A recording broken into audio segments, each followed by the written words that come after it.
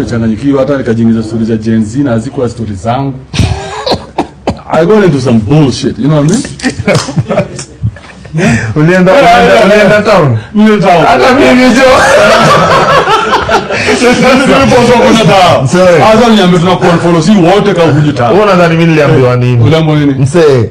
Nilikuwa naambiwa unajifanya wewe ni wrong rende na tunaimba ngoma zenu za struggle. Na mko hapa. Sikia ndio unajua ni noma. Hadi niliprint matisho. Ilibidi.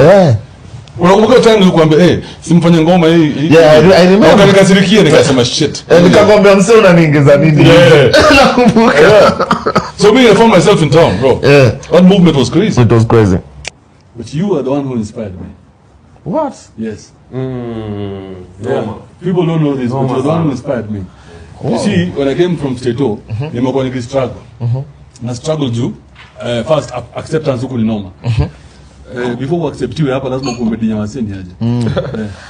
Talk to me about that. Yeah, lazima kumedinya waseni. I understand that. Yeah, true. Okay? True. Before you get accepted. Before you get accepted. Yeah. In the black community, you must be the biggest bully. True. Yeah, being polite in the black community is not going to get you anywhere.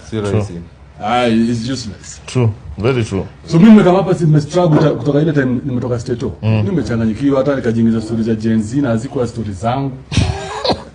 I got into some bullshit, you know what I mean? Ulienda town? Mimi town. Hata mimi jo. Sorry. Hata niambia tunakufollow si wote kama huju town. Wewe unadhani mimi niliambiwa nini? Uliambiwa nini? Msee. Nilikuwa naambiwa unajifanya wewe ni wrong rende na tunaimba ngoma zenu za struggle. Na mko hapa. Sikia ndio unajua ni noma. Hadi niliprint matisho. Ilibidi. Unakumbuka time nilikwambia simfanye ngoma hii. Yeah, I remember. Ukanikasirikia nikasema shit. Nikakwambia msee unaniingiza nini? Nakumbuka. So me I found myself in town, bro. That movement was crazy. It was crazy. So I found myself in town. Nikafanya hiyo bullshit. Hata story kwenda wapi?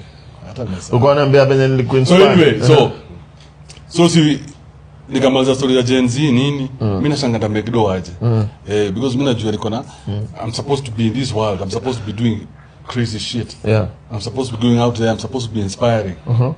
But my energy is low because sina place na tuani kichele. Bro, because hakuna mtu ananiita gig. Hawezi niita gig nilisha canceliwa. Okay? So I'm not making any money. I'm not YouTube ilini cancel. Hata nikijaribu kufungua channel nyingine leo imekataa. Wanakataa. So I'm not making money from there. Facebook. Hakuna mali kichele inaingia. Bro, hakuna place do inaingia. So mimi I'm like fuck this.